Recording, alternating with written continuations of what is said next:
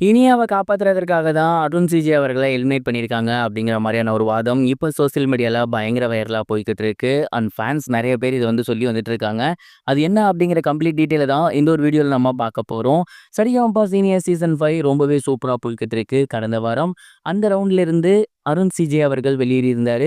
அவரோட வெளியேற்றம் அப்படிங்கிறது உண்மையிலேயே நெறைய பேத்துக்கு வந்து மிகப்பெரிய ஒரு சோகத்தை ஏற்படுத்தி இருந்துச்சு. குறிப்பா சோசியல் மீடியா ஃபுல்லா ரசிகர்கள் என்ன சொல்றாங்க அப்படின்னா, அருண் சிஜே ரொம்ப திறமையான ஒரு நல்ல பாடகர். அந்த சீசன்ல நல்லா தான் பெர்ஃபார்ம் பண்ணி வந்துட்டு இருந்தாரு. குறிப்பா சொல்லணும் அப்படின்னா, அந்த ரவுண்ட்ல கூட அவரு ரொம்பவே சூப்பரா பாட்டு பாடியிருந்தாரு.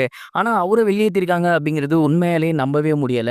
குறிப்பா அவருக்கு பதிலா அங்க இருக்கக்கூடிய இனியா தான் எலிமினேட் ஆகியிருக்கணும். ஏன்னா, அவங்களோட பெர்ஃபார்மன்ஸ் அப்படிங்கிறது அப் அண்ட் டவுனா தான் இருந்துச்சு. ஒரு வாரம் நல்லா பாடுறாங்க, ஒரு வாரம் நல்லா பாடல. அப்படி இருக்கும்போது அவங்க தான் வெளியேறியிருக்கணும். அவங்களுக்கு பதிலா 1 ரவுண்ட் 2 ரவுண்ட் நல்லா பண்ணாத அருண் சிஜேவ வெளிய அனுப்புனது அப்படிங்கிறது உண்மையிலேயே மிக மோசமான ஒரு விஷயம். இதெல்லாம் பார்க்கும்போது இனியாவ காப்பாத்துறதற்காக தான் அருண் சிஜேவ வெளிய அனுப்பியிருக்காங்களோ அப்படிங்கிற சந்தேகம் வருதுன்னு தொடர்ந்து ரசிகர்கள் சோசியல் மீடியால கேள்வி கேட்டு வந்துட்டு இருக்காங்க. கண்டிப்பா இத பொத்தாம் பொதுவா நம்ம அப்படியுமே சொல்லிட முடியாது. ஏன்னா சரிகமப மாதிரியான நிகழ்ச்சியில எல்லா ஜட்ஜஸுமே வந்து பாரபட்சம் பார்க்காம நல்லதையும் சொல்லியிருக்காங்க. தப்பா பாடுனா பாரபட்சம் பார்க்காம அந்த குற்றத்தையுமே சொல்லியிருக்காங்க. அப்படி இருக்கையில ஒருத்தர காப்பாத்தணும், ஒருத்தர் இருக்கணும் அப்படின்னு பயாஸ்டா அவங்க இருக்க மாட்டாங்க அப்படிங்கிறது நமக்கு நல்லாவே தெரியும். அதே நேரம் கடந்த 2 வாரங்கள் பார்த்தீங்கன்னா, இனியா அவர்கள் ரொம்பவே சூப்பரான ஒரு பெர்ஃபார்மன்ஸ் கொடுத்திருக்காங்க. 2 முறையுமே வந்து கோல்டன் பெர்ஃபார்மன்ஸ் வாங்கியிருக்காங்க. அப்படி இருக்கையில இந்த வாரம் அவங்கள வெளிய அனுப்புறது சொல்றது அப்படிங்கிறது ஏத்துக்க முடியாத ஒண்ணா தான் இருக்கு.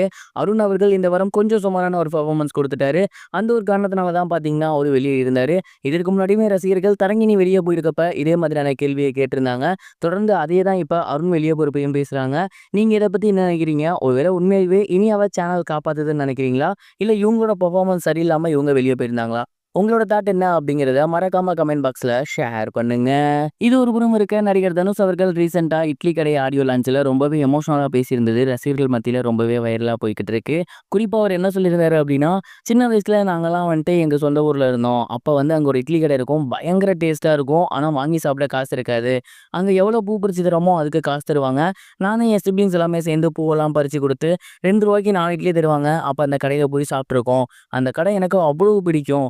இப்ப என்கிட்ட எவ்வளவோ காசு இருக்கு. எவ்வளவோ வேர்ல்டு ஃபுல்லா சுத்தியிருக்கேன். ரெஸ்டாரண்ட்ல சாப்பிட்டுருக்கேன். ஆனா அந்த டேஸ்ட் எனக்கு கிடைக்கவே இல்ல.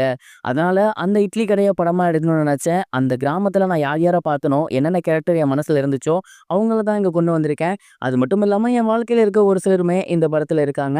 அதனால தான் இந்த படம் வந்து எனக்கு ரொம்பவே ஸ்பெஷல். கண்டிப்பா இந்த இட்லி கடை உங்களுக்கு ரொம்பவே பிடிக்கும் அப்படிங்கிற மாரி சொல்லியிருந்தாரு. சின்ன வயசுல இட்லி வாங்கி சாப்பிடவே காசு இல்ல அப்படின்னு தனுஷ் அவர்கள் பேசியிருந்தது, இப்ப சோசியல் மீடியால ரொம்பவே வைரலா போய்க்கிட்டு இருக்கு. அண்ட் அவரோட அசுர வளர்ச்சி எப்படி இருந்திருக்கு அப்படிங்கிறதையும் ரசிகர்கள் தொடர்ந்து சொல்லி வந்துட்டு இருக்காங்க. இத பத்தி நீங்க என்ன நினைக்கிறீங்க? கமெண்ட் பாக்ஸ்ல ஷேர் பண்ணுங்க. இதுவரைக்கும் கனெக்டிங் டிவிக்கு சப்ஸ்கிரைப் பண்ணனா மறக்காம சப்ஸ்கிரைப் பண்ணிக்கங்க. உடனடி அப்டேட்ஸ் பெறுவதற்கு நோட்டிஃபிகேஷன் பெல்லையும் கிளிக் பண்ணிக்கங்க.